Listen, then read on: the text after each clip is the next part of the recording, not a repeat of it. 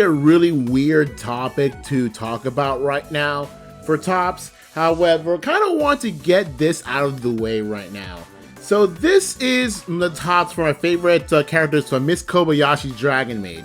Now you're wondering, why am I talking about this now and I'm not talking about this when the anime is a lot more relevant? Well, here's the thing.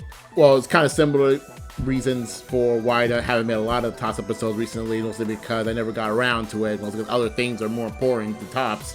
So this is the earliest time I could probably do this. So, okay, so I'm gonna tell you a bit about the manga of Dragon Maid. It's very slice of life. It revolves around dragons turning to humans, not trying to live amongst humans. And it involves a really drunk woman finding a dragon who gets stabbed by a holy sword. And then said dragon turns into a maid girl and, you know, crazy stuff happens from there. Okay, that's pretty much the story of Dragon Maid.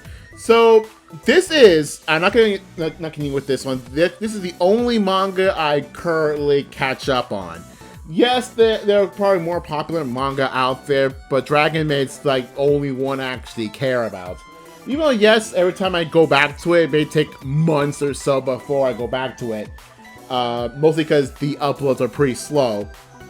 But I want to, you know, catch up on it because there's some things I like about this little slice of life manga.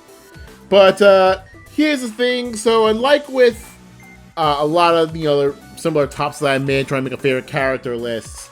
Now, there's quite a bit of problem with it, and that being what to put for the 5th slot, because I was thinking, okay, I have the first 3 on lock. 4, I'm just gonna put this in here because I feel like it's the most relevant out of all the others.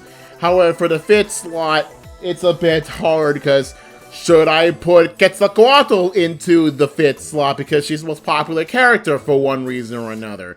But honestly, I don't think so, because the only 2 things that are interesting about her are the fact that she has, like, her eyes are wildly different from each other and she's Mexican. Could have made her talk about Kana. Well, I don't even like Kana. But what about her dad, Kimun Kamui? I mean, he's kind of alright, I guess, but he's kind of a big nothing character. Then again, it's a lot of nothing characters in Dragon Maid. But the thing is, like, oh, initially he was just kind of nothing, but then starting, trying to be a dad, but, you know, he has difficulty trying to raise his daughter. Maybe gonna talk about Ilulu, but I don't even like her, to be honest. Then maybe how about Saikawa, but again, I don't really care about Saikawa all that much, mostly because all she does is go horny over Kana. Or maybe her sister Georgie. Well, I mean, Georgie, I was considering putting her in there, because, like, the times you interact with her, she's kind of cool, she's kind of fun, and her and Kobayashi just kind of, you know, hits it off really well. Maybe not Fafnir or Takia, they're both kind of boring. But maybe what about the Holy Sword? But didn't get the Holy Sword, it barely gets a character, only like starting like in the last couple of chapters, like last chapter that I've read so far, chapter like 135, that the Holy Sword of Shin actually starts to get a character. Likewise, like the character introduced like right around there, it gets up at Loudly, which is Luqua's sister. But but honestly, the things about her, like, even though she's new, like she's like the worst parts of Lukoa, but like not as interesting. Or even Take, but like I don't know, he's also kind of a nothing character. Like so, say more of the Lulu with anyone else. So who's left on the golden 5th slot? Well, honestly, here we go.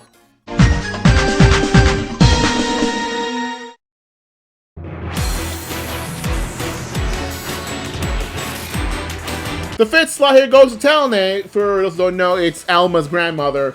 Yes, she is the token lolly, but very old. Like the very old lolly. Like, you've seen quite other, like, you know, manga anime stuff like that, where you see a very young looking girl, but she's actually way older than she suggests.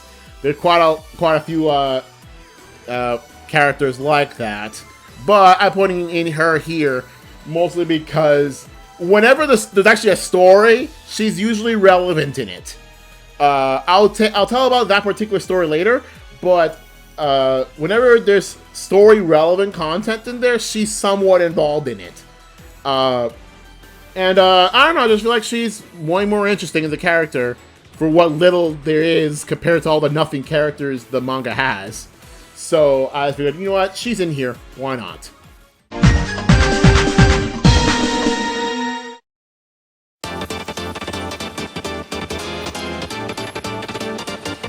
The fourth slot goes to arguably like one of the two main characters of the manga, Toru.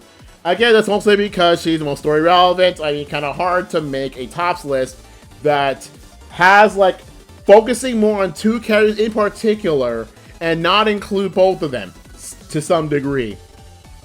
Honestly, like out of these, I like Toru the least out of the four. I want to four on the top four. I don't know, mostly because like yes, she's sometimes a really cool character, but other times she's just lusting over Kobayashi for some reason. I mean, I know the reason. The reason it's very obvious, but that's pretty much where characters like pretty much gone down to. However, when story gets good, whenever it's actually again story content, Toru's usually the main character of it. She's usually doing some stuff, but Toru's actually kind of cool when the story allows her to be cool. Like, for example, like the story so far is leading up to a tournament arc of which Toru wants to be in it. So, I don't know how far into the manga in the future that'll go, but it would be pretty interesting to have, like, you know, tournament arc and Toru's the main character of it. Maybe she might be third on the list. But for right now, third on the list currently goes to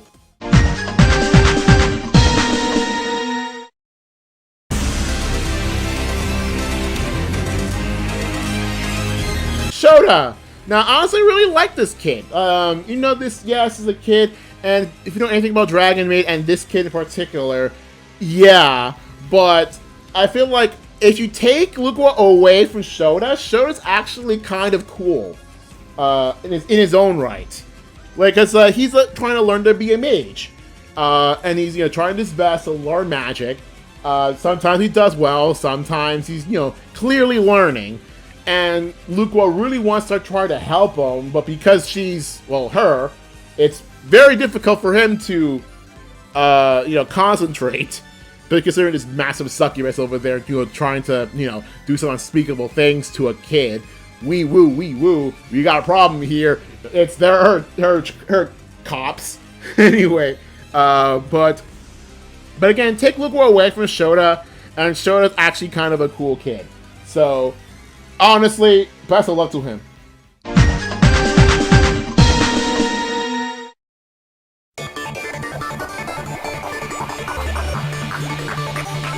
Number 2 is the main character of whom the title of the manga is named after, because he's actually really cool. Because see the thing, unlike Shota, who is mostly stuck with Luqua and all of the crazy nonsense she's involved with, like, Kobayashi by herself is actually pretty awesome.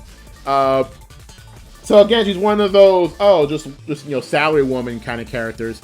But like, once the story continues forward, it turns out that the programming language used for her work actually works like magic, and it's kind of done on purpose because the main boss of her job is Shota's dad, who is a mage. So apparently, Kobayashi just straight up learning magic through programming. That is awesome. Like, that is like the coolest thing about this thing that doesn't really get addressed much with, I guess, anime in general. Like, learning magic through actual programming. That actually, it brings me back to my my college days in which you're trying to learn programming. Dude, imagine if, like, you know, me learning programming, me learning HTML, CSS, and the like, and then, apparently I can learn magic spells out of it. That would be pretty weird, but that would be pretty interesting. It also doesn't help the fact that, you know, Kobayashi herself can be kind of strong. You know, her lifting up the giant sword to free Toru. That's kind of cool. And I guess this Kobayashi just being a really cool character. Like, what's wrong with a cool character trying to be a cool character in this slice of life? I mean, yeah, she's also the main character. He also gets all sort of nonsense from Toru, but at least, like, everyone else respects her. So, kind of like the fact that Kobayashi gets the respect she deserves. throughout the entire manga. So honestly, if I had a favorite like manga anime characters of all time, Kobayashi herself is definitely in it. But why is she too? Well,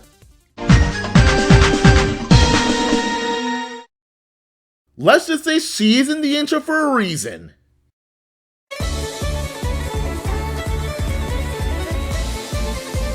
This is Elma. Okay, so I'm gonna say Elma is by far like one of my favorite waifus. Like in general, I just really like her vibes.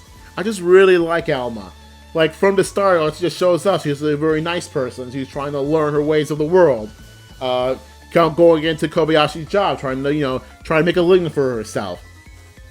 And just, overall not being chaotic like Toru usually is, not being, just the obvious lolly type like Kana is, or just being lewd like Lukua is. So she has like a really perfect balance of, oh, this is a powerful character, and yes, she is respectable.